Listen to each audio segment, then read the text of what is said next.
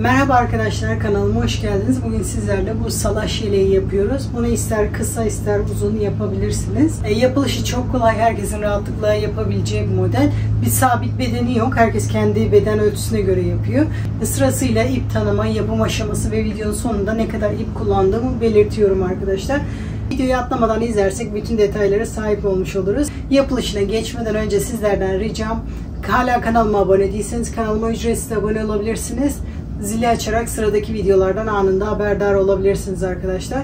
Bir de bir beğen ve yorum atarak destek olursanız videom daha çok kişilere erişmiş olur. Şimdi hemen yapılışına geçebiliriz. Bu modeli yaparken bu şekilde ince koton ipler kullandım. Videolarda artık ip markası göstermiyorum. İpin özelliği %100 koton. Tığ önerisi 4 mm. Ben 4 mm bana çok büyük geldi. 3 mm kullanacağım. İpte 100 gramda 250 metre ip varmış. Video sonunda da kaç tane ip kullandığımı söylüyorum. Tığ numarası da 3 mm tığ kullandım. Videolarda marka gösterince sıkıntı olmaya başladı arkadaşlar. O ip markalarını artık açıklama kısmına yazıyorum. Oradan bakabilirsiniz. Satın almak isteyenler varsa linklerini de ekleyeceğim. Oralardan satın alabilirsiniz arkadaşlar. Modele zincir çekerek başlıyorum. Normal zincir çekiyorum. Bunun beden çevresine gelecek şekilde çekiyorum. Nasıl ölçü aldığımı da gösteriyorum arkadaşlar. Bu şekilde uzun bir zincir çekiyoruz. Ondan sonra bedenimizde ölçüyoruz. Şimdi zincirimi yeterince çektim mi onu ölçüyorum. Şu şekilde basen kısmından ölçüyorum. Uzun yapacaksanız bu şekilde basen kısmından, kısa yapacaksanız göğüs kısmından ölçebilirsiniz. Ben uzun yapacağım. O yüzden basen kısmından ölçüyorum. Bolluk da veriyorum. Çünkü örneği oturtturduktan sonra hafif toparlanıyor. Bir de üzerimde bol olmasını istiyorum. Bu şekilde ölçü olarak kendi bedeninize göre örebilirsiniz arkadaşlar. Şimdi bunun üzerine örneği oluşturabiliriz. Ben etek kısmına püskül takmayı düşündüğüm için zincirle başladım. Eğer siz püskül takmayı düşünmüyorsanız direkt şu trabzanlı sırayla da başlayabilirsiniz. Şimdi ilk sıraya zincirli kısım olarak başlıyorum. İkinci zincirde bir sık iğne yaparak başlıyorum. 5 zincir. Dördüncü zincirin üzerine bir sık iğne yapıyorum. 5 zincir. Dördüncü zincirin üzerine bir sık iğne yapıyorum. Bu sırayı komple bu şekilde yapıyoruz. 5 zincir, dördüncü zincire bir sık iğne. Bir sefer daha gösteriyorum. 5 zincir, dördüncü zincire bir sık iğne yapıyoruz. Bu şekilde sıra sonuna kadar yapalım. Şimdi sıra sonuna kadar yaptım. Şimdi sonuncuyu da birlikte yapıyoruz. 5 zincir, dördüncü zincire bir sık iğne yapıyorum. Burada gördüğünüz gibi bir zincir arttı. Sizinkinde de artanı bu şekilde sökebilirsiniz.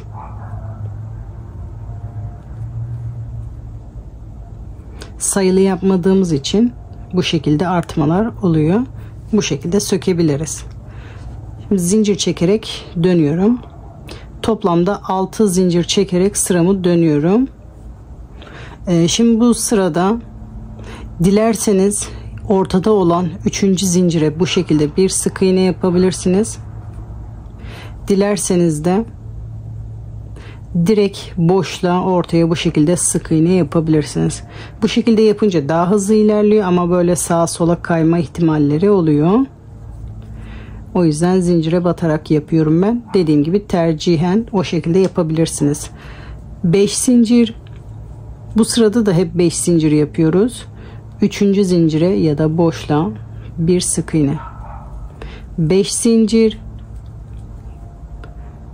3. zincire ya da boşluğa bir sık iğne. Bu sırayı da aynı şekilde yapıyoruz. Sadece başlangıç ve sonlarında dikkat ediyoruz. 5 zincir. 3. zincire bir sık iğne. Dediğim gibi boşluğa yaparsanız daha çabuk ilerlersiniz. Bu sırayı da bu şekilde sıra sonuna kadar yapalım. Sıra sonuna kadar geldim. Bu sonuncu boşluğa da battım. Şimdi kenarı yapıyoruz. 2 zincir, tığıma 2 sefer doluyorum. Bu başlangıçta yaptığımız sık iğnenin tepesine batarak üçlü trabzan yapıyorum. Sıramı dönüyorum. Bu trabzanın tepesine bir sık iğne yapıyorum. 3 zincir çekiyorum. Sıradaki boşlukta bir sık iğne yapıyorum. 3 zincir, diğer sıralarda 5 yapıyorduk. Şimdi toparlamak için 3 yapıyoruz. Sıradaki boşlukta bir sık iğne. 3 zincir, sıradaki boşlukta bir sık iğne. Bu sırayı da bu şekilde yapıyoruz. 3 zincir, sıradaki boşlukta bir sık iğne. Bunu da bu şekilde sıra sonuna kadar yapıyoruz. Şimdi sıra sonuna kadar geldim. Son boşluğa birlikte yapıyoruz. 3 zincir, buradan 3. bu kenardan 4. zincire batarak bir sık iğne yapıyorum. 4 zincir yaparak yeni sıraya başlıyorum. Şimdi boşluklara trabzan yapacağız. Boşluklarda hep 4 trabzan yapacağız. Bu benim ilk trabzanım. Boşlukta 3 trabzan daha yapıyorum.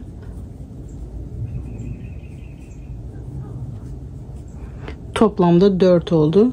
Arada zincir çekmeden sıradaki boşluğa giderek 4 trabzan yapıyorum.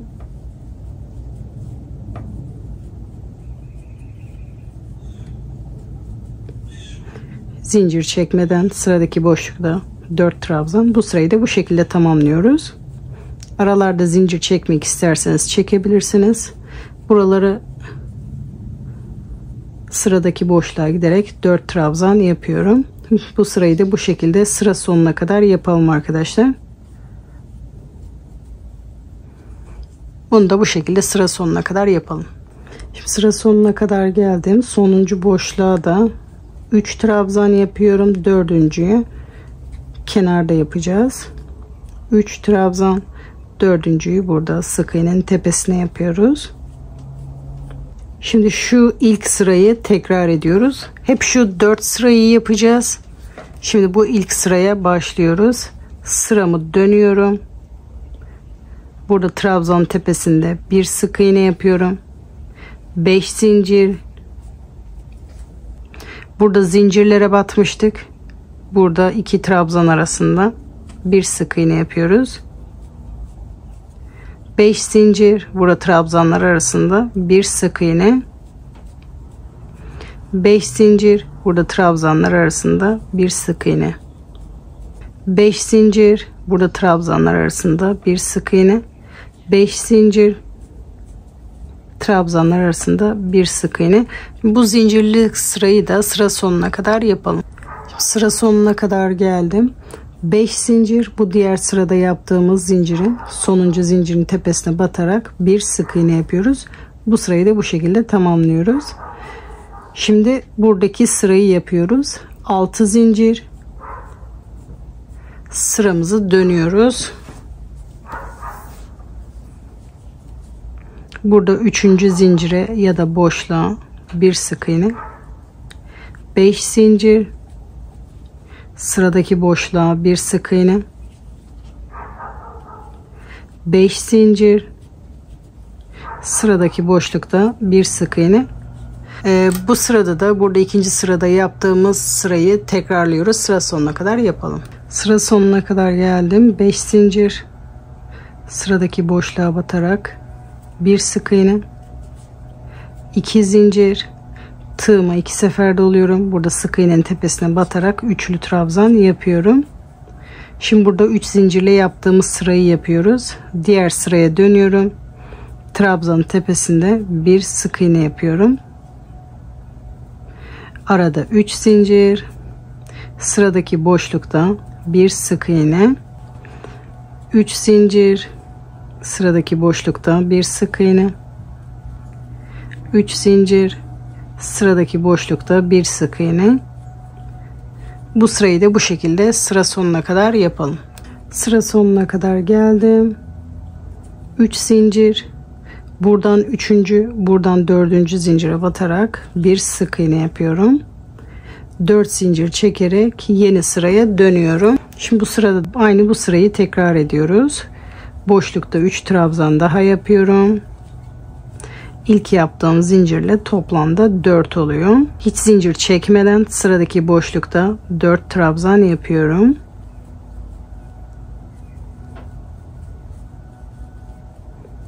Hiç zincir çekmeden sıradaki boşlukta 4 trabzan yapıyorum.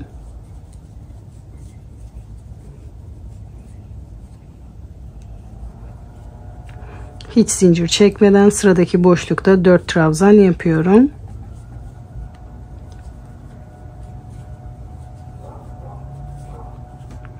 Gördüğünüz gibi hep şu 4 sırayı tekrar ederek bunu büyütüyoruz.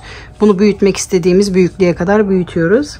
Hala aklınızda soru işareti varsa videoyu geri alarak bu kısımları tekrar izleyebilirsiniz. Bunu uzun ya da kısa yapabilirsiniz. Bunu yapmak istediğimiz uzunluğa kadar yapıyoruz arkadaşlar. Uzun yapmak isteyen uzun yapabilir, kısa yapmak isteyen kısa yapabilir. Boy ölçüsünü de nasıl alacağımızı şimdi gösteriyorum. O şekilde ölçü alarak siz de yapmak istediğiniz uzunluğa kadar yapabilirsiniz. Şimdi ben bunu yapmak istediğim uzunluğa kadar yaptım. Ölçü alırken de şu şekilde kol altına, tam kol altına böyle yapıştırmıyorum. Hafif altından tutarak bu şekilde ölçü alıyorum. Ben böyle uzun olmasını istediğim için uzun yapıyorum. Eğer siz kısa yapmak istiyorsanız şöyle ölçüp kısa da yapabilirsiniz. Bu şekilde ölçüyoruz. Kol altından beri nereye kadar gelmesini istiyorsak o uzunluğa kadar yapıyoruz arkadaşlar. Şimdi ben boy ölçüm hazır. Kol kısmına geçebiliriz. Son sırada bu şekilde trabzanlı sırayı yaptıktan sonra kol kesmeye başlıyoruz. Şimdi ilk önce tam ortasını bulmam gerekiyor. Şu trabzanlı kısımları sayıyorum. Bende toplamda 78 tane bu trabzanlı kısımdan varmış. Yarısı 39 oluyor. 39 tane sayıyorum. Onun yanında hemen bir iğne takarak ortayı belirliyorum. Bu 39, hemen 39'un yanında bir kitli iğne takıyorum. Şimdi tam ortası burası oluyor. Şimdi 39 bir tarafta, 39 bir tarafta olmuş oluyor. Şimdi tam ortası burası. Sağdan ve soldan parçaları katlıyorum. Şimdi yaka kısmını ilk önce ayarlamam gerekiyor. Ondan sonra kol kısmını ayarlamam gerekiyor. Şu anda yakayı örmeyeceğiz ama onun mesafesini şimdiden bırakıyoruz.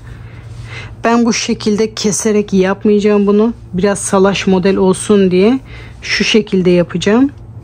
Yaka mesafesi bırakıyoruz. Eğer sizin bu tekli bir rakamsa, örnek 30, benimki 78'di. Örnek 79 ise şu tam ortada oluyor. Bu tam ortada olup kenarları eşit bir şekilde tekrar yapabilirsiniz. Benimki boşluğa denk geldi. Oradan yapacağım. 1, 2, 3, 4. Şöyle bir bakıyorum. 4 tane. 5'er tane bırakınca bana çok büyük geldi. O yüzden yaklaşık şu kadar mesafe yapacağım. Bu sizin yaptığınız ipin kalınlığına göre bu bırakacağınız boşluk da değişebilir arkadaşlar. Bunu kalın iple yapınca göz kararı şöyle şu kadar bir mesafe bırakıyorum. Şöyle hesaplayayım. 4 parmak bu taraftan, 4 parmak bu taraftan oluyor. Şimdi buraya bir işaret takıyorum. Yerimi karıştırmamak için. Aynı şekilde 4 tane de buradan bırakıyorum. Burası benim yaka ölçüsü olacak ileride. Şimdi yakayı, bu ön parçayı bu yaka dediğimiz yere kadar bu şekilde katlıyorum. Şimdi buranın da ortasını bulmam gerekiyor. Şimdi kol yerini tespit ediyoruz. Şimdi buradakileri saymamız gerekiyor. Burada 39 tane bırakmıştım. 4 taneyi çıkarınca 35 kalıyor. Şimdi burada toplamda 35 tane bu trabzanlı kısımdan var. Az önce dediğim tekli rakam burada. Bu kısımda çıktı şimdi. 17,5 olmayacağına göre 17 burada, 17 burada yapıyoruz. Bir taneyi ortaya denk getiriyoruz. Şu bir tane kalanı sayıyorum. 1, 2, 3, 4, 5, 6, 7, 8, 9, 10, 11, 12, 13, 14, 15, 16, 17. 17 bu. 18. bu. Bu kenara denk gelecek. 18.'ye kitli iğne takıyorum. Burası ortası. Eğer burası çiftli rakam bittiyse direkt bu boşlukta da yapabilirsiniz. Hiç sıkıntı değil. Burası tam ortası. Şimdi buraya ben kol oyuntusu yapacağım. Şimdi aynı şekilde diğer tarafı da sayıyorum. 18.'ye kitli iğne takıyorum. Siz boşluğa denk geliyorsa boşluğa yapabilirsiniz. Bu da 18. Bu da diğer tarafın kol altı oldu. Şimdi hem yaka hem kolu belirlemiş oldum arkadaşlar. Şimdi komple gitmiyoruz. Kola kadar gidip geleceğiz. Yapılış şekli aynı olacak ama mesafe kısaldı.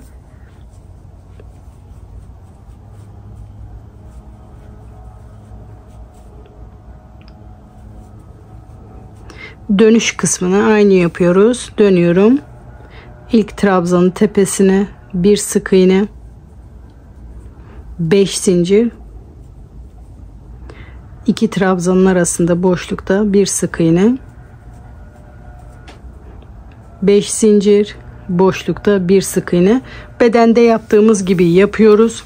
Bu işaret aldığım yerin yanında boşluk var. Bu boşluğa kadar aynı şekilde yapıyorum. Sıra sonuna kadar geldim. 5 zincir. Bakın buradaki boşluğa da yapıyorum. Artık buradan gerisine batmıyorum. Burası kol altı. Aynı bedende kenarda yaptığımız gibi 6 zincir. Sıramı dönüyorum. Normal ikinci sırayı yapıyorum. Boşlukta bir sık iğne, 5 zincir, boşlukta bir sık iğne. Şimdi bu sırayı da bu şekilde sıra sonuna kadar yapalım. Sıra sonuna kadar geldim. 2 zincir, tığıma 2 seferde oluyorum. Burada yaptığım tepesine batarak üçlü trabzanımı yapıyorum. İlk yaptığım tepesine bir sık iğne yaparak yeni sıraya başlıyorum. 3 zincir, boşlukta bir sık iğne. Bu sırayı da aynı 3. sırada yaptığımız gibi. Bu sıralar hiç değişmiyor. Bunu da bu şekilde sıra sonuna kadar yapalım. Sıra sonuna kadar geldim. Buradan 3. buradan 4. zincire batarak bir sık iğne yapıyorum. 4 zincir çekerek yeni sıraya dönüyorum. Aynı bedende yaptığımız sıraları devam ediyoruz. Boşlukta 3 trabzan daha yapıyorum. Toplamda 4 oluyor. Zincir çekmeden sıradaki boşlukta 4 trabzan yapıyorum.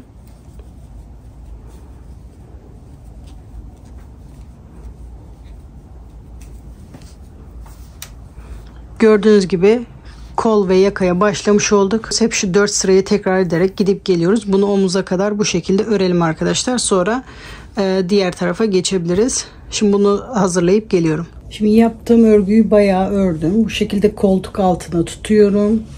Omuza kadar gelmiş mi ona bakıyorum. Bu kol ölçüsü benim için yeterli. Yeterli ölçüye geldikten sonra eğer uzun yelek yaptıysanız bu ağırlık yapıp aşağı doğru çekecek. Bu kısmı çok da uzun yapmayın.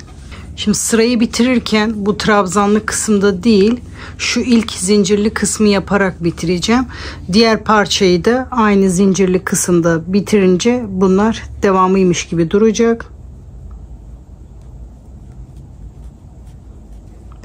Bu ilk zincirli sırayı burada yaparak sıramızı bitiriyoruz.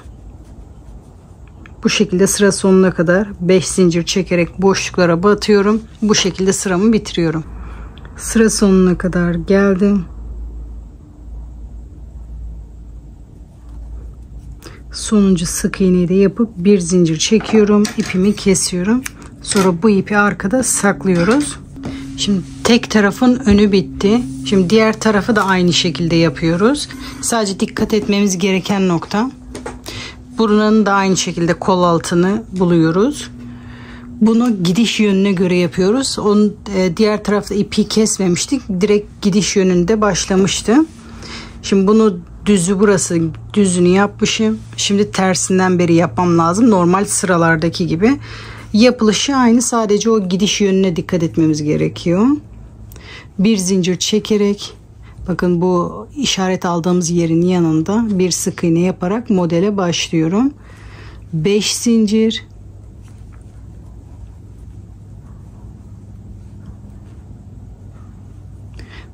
sıradaki trabzanlı yerde bir sık iğne, 5 zincir. Bunu da aynı şekilde öne doğru gidip geliyoruz. Buraları da tekrar göstermeme gerek yok. Bu şekilde gidiş yönüne dikkat ederek, bakın tersinden beri başladım. Bu şekilde gidip geliyoruz. Bu diğer parçada kaç sıra yaptıysak aynı onun kadar sıra yapıyoruz. Son sırayı da bu şekilde bir sıra zincirli kısımla bitiriyoruz. Sonra arkaya başlıyoruz. Arkayı da aynı şekilde bu ön parçayı başladığım şekilde tersinden başlıyorum. Onu da kısaca göstereyim burada. Arkayı da aynı şekilde başlıyorum. Bir zincir. Bakın bu koltuk altındaki boşluktu. Onun yanındaki boşluktan başlıyorum. Eğer sizinki direkt boşlukta bir ortaysa buradan başlayarak da yapabilirsiniz. Ben şimdi buradaki boşluktan başlayarak 5 zincir yapıyorum. Bunu da aynı şekilde sıradaki boşluğa batarak bir sık iğne yapıyorum. Bu arkayı da diğer kol altına kadar, bu boşluğa kadar gidip geliyorum. Aynı bu önde yaptığım kadar sıra yapıyorum. Onda da trabzanlı yerde bitiriyoruz. Bu zincirli kısmı yapmadan bekliyoruz arkadaşlar. Zincirli kısmı yaparken bu önlere tutturacağız. Şimdi hem bu önü hem de önü bitirdikten sonra arkaya başlayalım. Arkayı da aynı şekilde gidip gelelim. Bu kısımları ayarlayalım. Arkada bu zincirli kısma gelince birleştirmeye başlayalım. Şimdi ben de hazırlayıp geliyorum. Şimdi önleri de arkayı da ördüm. Şimdi bunları birleştiriyoruz. Bakın arkayı dediğim yerden gidip gelerek aynı önün yüksekliğinde ördüm. Burada kaç sıra ördüysem burada da ördüm. Trabzanlı sırada durdum. Bir dahaki sırada omuzları birleştiriyorum. Şimdi ön, arka, diğer ön tamam. Şimdi arkayı trabzanlı kısmı sıra sonuna kadar ördüm. Şimdi bu taraftaki omuza birleştireceğim. Oradan katladım, tutuyorum. İlk önce 2 zincir yapıyorum. Şuradaki buradaki yaptığımız işlemin yarısını yapmış oluyorum. 2 zincir, tığıma doluyorum. Bakın bu ön tarafta sıra sonunda yaptığım sık iğnenin tepesine batarak bir trabzan yapıyorum. Şimdi bu şekilde yapınca bu trabzanın yarısını zincirle yapmış oldum. Yarısını trabzan yaparak diğer tarafa battım. Şimdi normal bu zincir kısmına geçiyorum. 2 zincir. Bu ilk 5 yaptığım trabzan, bakın ön taraftaki parçaya devam ediyorum. Arkaya geri gelmedim. Ön parçadaki bu ilk 5 zincirin içinde bir sık iğne yapıyorum. 2 zincir. Sonra arka tarafa dönüyorum. Arka parçaya geliyorum. Normal sıralarda yaptığımız gibi 2 trabzan arasındaki boşlukta bir sık iğne yapıyorum. 2 zincir. Tekrar ön parçaya dönüyorum. Sıradaki 5 zincirin içinde bir sık iğne yapıyorum. 2 zincir. Diğer tarafa dönüyorum. Arka parçaya 2 trabzan arasında bir sık iğne yapıyorum. 2 zincir. Ön tarafa 5 zincirin içinde bir sık iğne. 2 zincir. Bu tarafa dönüyorum. 2 trabzan arasında bir sık iğne. Böyle yapınca bakın hem buradaki ilk sırayı yapmış oluyorum hem de diğer tarafla sırayı birleştirmiş oluyorum. Bedenin devamıymış gibi görünüyor. Bu şekilde bu ön parça bitene kadar birleştirmeye devam ediyoruz. 2 zincir. Ön tarafın zincirinde bir sık iğne. 2 zincir. Arkada 2 trabzan arasında bir sık iğne. Sıra sonuna kadar, son boşluğa batana kadar bu şekilde birleştirelim. Bu son boşluğa kadar birleştirelim. Dediğim yere kadar geldim. Bakın ek yeri hiç belli bile olmadı. Bu şekilde birleştirdik. Devamıymış gibi göründü. Şimdi burayı sıra başında yaptığım gibi yapmayacağım. Bu şekilde daha iyi görünüyor. 2 zincir, trabzanın yanında bir sık iğne yapıyorum. Normal sıraya devam ediyormuşum gibi. Burayı sıra başındaki gibi yapmadım. Bu şekilde daha iyi görünüyor. Şimdi bu yaka kısmını zincirli olarak devam etmeyeceğim. Hem yaka kısmı esnemesin hem de ipimi koparmadan bu birleştirme yerine kadar, bu ön parçanın birleştirme yerine kadar hesaplıyorum. Şu şekilde trabzanlı kısımları birbirine denk gelecek şekilde tutuyorum ya da sayarak da yapabilirsiniz. Tam doğru yeri bulabilmek için.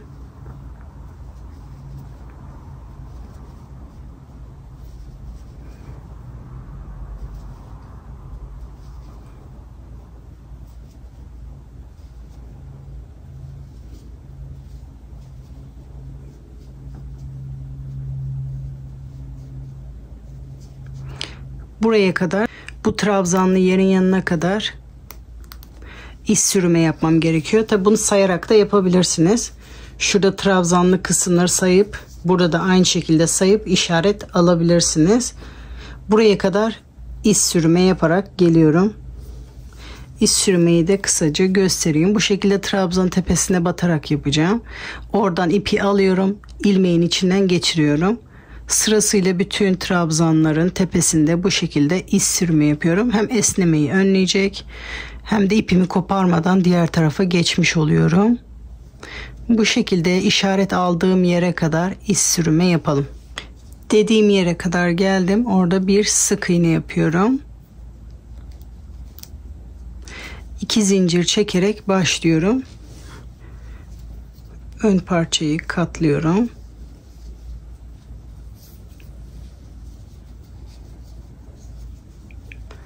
İlk boşlukta ortada bir sık iğne yapıyorum. 2 zincir, sıradaki 2 trabzanın arasında bir sık iğne yapıyorum. 2 zincir, diğer tarafta zincirli kısmın ortasında bir sık iğne. 2 zincir, bu tarafta 2 trabzan arasında bir sık iğne yapıyoruz.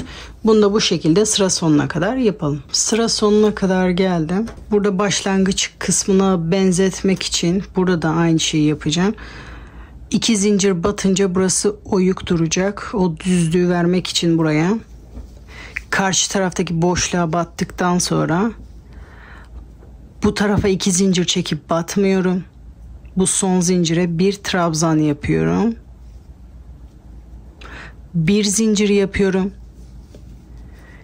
Bu başlangıçtaki kısma bir trabzan yapıyorum. Hiç zincir çekmeden tekrar bu başlangıçtaki, yani arka taraftaki başlangıç kısmına bir trabzan yapıyorum. Bir zincir çekip ipimi kesiyorum. Buraya da bu şekilde düzlük vermeye çalışıyorum. İpimi kesiyorum. Sonra bu ipleri arkada saklıyoruz. Yeleğimi düzüne çeviriyorum. Şu anda tersini yapıyorduk. Gördüğünüz gibi bu şekilde oldu. Püskül yapımına başlayabiliriz. Şimdi püskül yapımı için yaklaşık 30-35 santim uzunluğunda ipler kesiyorum.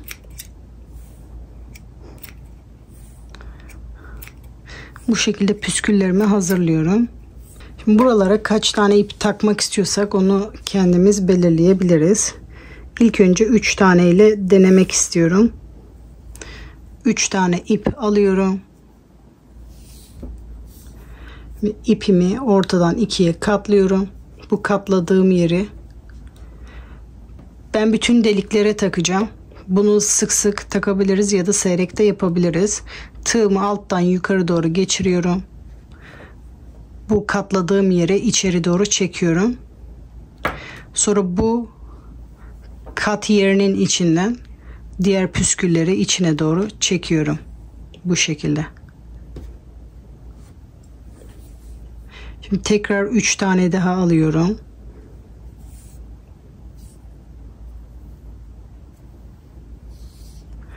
Ortadan ikiye katlıyorum. Kat yerinden tutuyorum.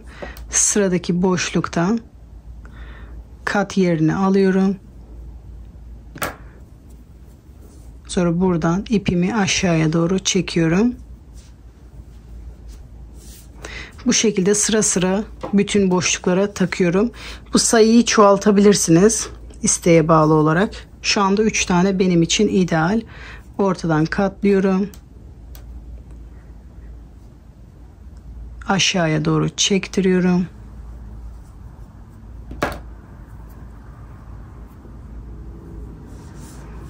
Püskülümü bu şekilde çektiriyorum. Etek ucunun püsküllerini taktım. Elimle düzeltiyorum.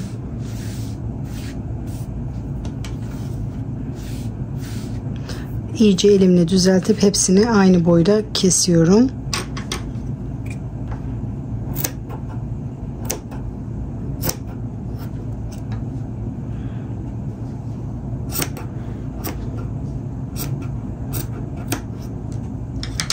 Bu şekilde bütün etek ucunu düzeltip geliyorum. Bütün etek uçlarına püsküllerimi taktım, düzelttim.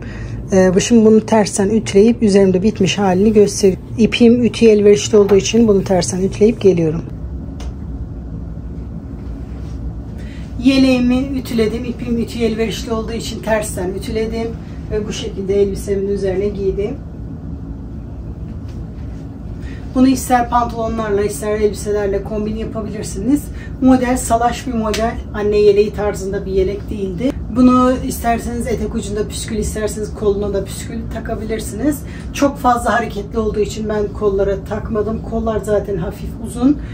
Bir de püskül takınca iyice kısa kollu gibi oluyor. Siz dilerseniz püskül takmak isteyenler varsa püskül de takabilir arkadaşlar.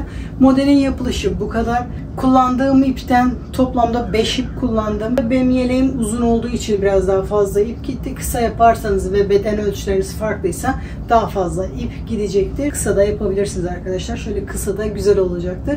Tabii ben bunu ince iple gösterdim. Kalın iplerle de örülebilir. İlerleyen zamanlarda kalın iple örersem onu da sosyal medyada paylaşırım. Yapılışı bunun gibi olacak. Umarım siz de bu modeli beğenmişsinizdir. Yapılışı çok kolay. Umarım sizler de beğenmişsinizdir. Yapacak arkadaşlara kolay gelsin diyorum. Ne tarz videoların gelmesini istiyorsanız yorumlara yazın. Çoğunluğa göre ilerleyelim. Umarım sizler de keyif almışsınız. Videomu buraya kadar izlediyseniz videomu beğen ve yorum yaparak destek olursanız sevinirim arkadaşlar. Sıradaki videolarda görüşmek üzere. Hoşçakalın.